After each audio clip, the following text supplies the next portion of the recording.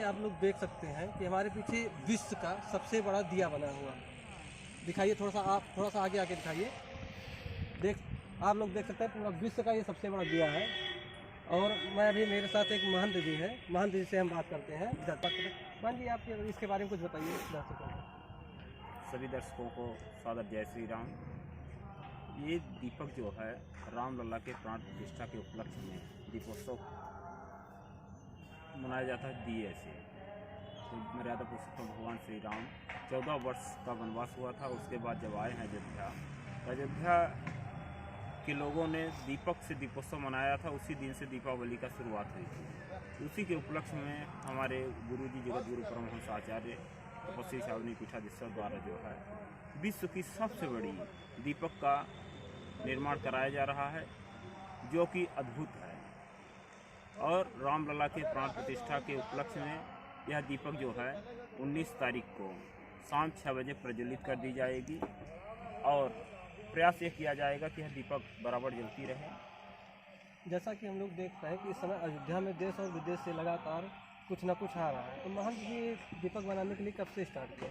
इस दीपक का निर्माण जो है कार्य करने के लिए तैयार किया गया कमेटी आज 1 वर्ष से इसमें सब कोई लगे हुए हैं, जिसमें से 108 लोगों की टीम तैयार की गई थी। वो टीमें जो है जो जैसे हमारे यहाँ से सप्तपुरियाँ हैं, उन पुरियों से जितने धार्मिक स्थल हैं, 51 शक्तिपीठी है, तो उन शक्तिपीठों से गंगा, यमुना, सरस्वती, नर्मदा, कावेरी, सोनभद्र, अन्य नदियों से सभी से जल लाया गया।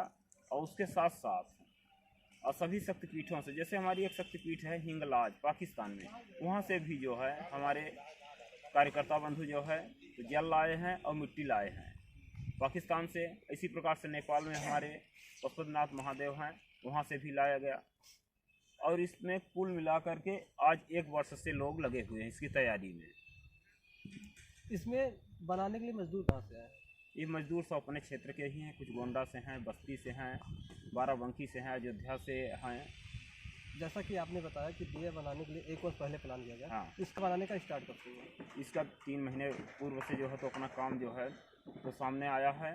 और इसके पहले जो है तो कुछ मशीनरी द्वारा तैयार किया गया था। और मिट्टी का मतलब आयोजन का कार्य पहले 1 वर्ष से पूर्व से तैयार किया गया था। अच्छा, 1 वर्ष पहले से हुआ? 1 वर्ष पहले। धन्यवाद। अब हम चलते हैं महंत गुरु परमहंस दास जी के पास और उनसे जानते हैं डिटेल में पूरी जानकारी। आए हैं तपस्वी छावनी के पास, जहाँ पे विश्व का सबसे बड़ा दीपक जल बन रहा है। और हमारे पास महंत जी हैं, महंत जी से हम जानते हैं। मुझे लोग तपस्वी छावनी पीठाधीश्वर जगत गुरु परमहंस आचार्य के नाम से जानते हैं। और मर्यादा पुरुषोत्तम भगवान श्री राम की पावन जन्मभूमि ये अयोध्या में ये रामनगरी का रामघाट मोहल्ला है, जहाँ राम जी खेलते थे, स्नान करते थे। राम मंदिर की प्राण प्रतिष्ठा के लिए 22 जनवरी 2024 मध्याह्न 12:20 पर प्रभु श्री रामलला अपने वैकल्पिक गर्भगृह से भव्य मंदिर में विराजमान होने जा रहे हैं, जिसकी खुशी अयोध्या ही नहीं पूरे देश में है और देश क्या कहें पूरे विश्व में है।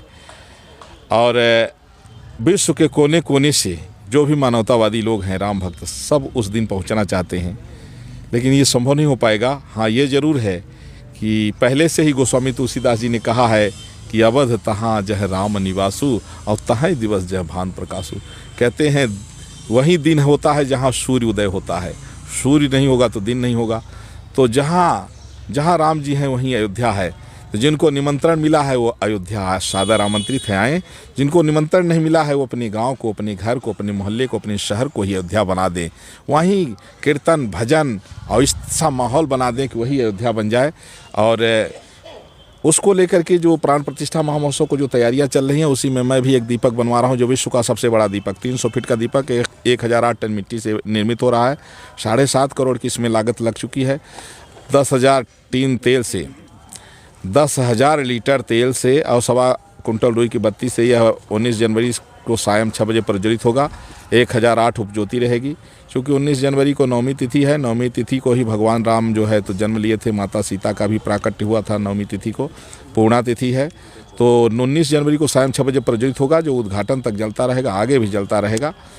और सब कुछ राम का ही है। और भारतीय संस्कृति में तो लोगों की हमारी पीढ़ियां जो है, हमारे यहाँ तो अभिवादन भी भैया राम राम से शुरू होता है। आराम विश्राम सब में राम ही राम तो है। मरने के बाद भी राम नाम सत्य होता है। तो इसलिए जो लोग राम का विरोध कर रहे हैं, आपके चैनल के माध्यम से बताऊंगा कि वो राम का विरोध करने वाले पहले भी राक्षस थे जिनका विनाश हो गया था। इस युग में भी जो राम का विरोध कर रहे हैं वो राक्षस ही हैं, और अगर वो नहीं सुधरेंगे तो उनका भी विनाश हो जाएगा। और यह दीपक जो है तो राम जी के आदर्शों की ज्योति पूरे विश्व में प्रकाश फैलाएगा, जो राम जी के जो आज मर्यादा पुरुषोत्तम के जो पावन चरित्र हैं उनको जन जन तक के संदेश देगा। अच्छा महाराज जी, ये बताइए, जैसे हमने सुना कि इसमें कई देशों की मिट्टी लगी हुई है, तो बता सकते हैं आप किस किस देश से मिट्टी आई है? देखिए, भगवान श्री राम जब राजा थे तो भूमि सप्त सागर मेखला एक भू परगपत कोसला संपूर्ण भूमंडल पर जितने भी और राजा थे सबके ऊपर चक्रवर्ती सम्राट मर्यादा पुरुषोत्तम भगवान श्री राम थे। तो इसलिए विश्व में जितने धर्मस्थल हैं सभी धर्मस्थलों से मिट्टी और जल मंगाया गया है। जैसे मैं आपको बता दूं, पाकिस्तान में हिंगलाज मंदिर है, वो हमारा शक्तिपीठ है। वहाँ से भी मैंने एक पंजाब की टीम लगाया। हम 1 साल से ज़्यादा समय हो गया, हमारी 108 टीमें इस पर लगातार वर्क की, तब जा कर के सब सामग्री इकट्ठा हुई है। और इसके बाद जो है 500 कुम्हारों ने 40 दिन में इसका आकार दिया है। कई मशीनों का उपयोग हुआ है, और एक मशीन मैं कलकत्ता से मंगा रहा हूँ जो इसको पकाने के लिए, क्योंकि आजकल मशीनों का युग है, रात भर में लोग रोड बना देते हैं। तो सब तैयारियां पूरी है, अब बस दिनों दिन जो है एक एक दिन करके जो हम लोग जो है उद्घाटन के नज़दीक आते जा रहे हैं। और ये जो 22 जनवरी है ये फिर से दूसरी बार राम राज्य का शुभारंभ हो रहा है। इसलिए देशवासी जो है खूब खुशी से उत्सव मनाएं, और जब राम जी अपने भव्य मंदिर में विराजमान हों तो राम लला के सहित राम मंदिर को अपने मन मंदिर में विराजमान करके इस राम राज के सहयोग। पश्चिम बंगाल में हमला हुआ है, उसके बारे में आप क्या कहना चाहते हैं? पश्चिम बंगाल में एक शूर्पणखा बच गई है, ममता बनर्जी। लगता है इसका नाक काटना पड़ेगा। इसने लाखों रोहिंग्या आतंकवादियों को नेशनलिटी दे दिया, जिससे पूरे देश को खतरा हो गया है। और तुष्टीकरण की राजनीति को जो है पुष्ट करने के लिए यह साधु संतों पर और इस तरह के जो है सनातनियों पर, हिंदुओं पर जानबूझ करके इस तरह की हिंसा और घटना कराती रहती है। अब ये इसका आती हो गया है। अब आवश्यक है कि वहाँ राष्ट्रपति शासन लागू हो और वहाँ एक तरफ से अभियान चलाया जाए। जितने रोहिंग्या आतंकवादी हैं, घुसपैठिए हैं, सबको खोज करके देश से बाहर करने का समय आ गया है। जैसा कि आप देख रहे थे कि हमारे साथ इस समय जगत गुरु परमहंस दास महाराज जी थे। उन्होंने इस दिए के ऊपर अपना खुलकर विचार रखा, और कहाँ से पश्चिम बंगाल में साधुओं के ऊपर जो आए दिन हमला होता है उस पर भी विचार रखी।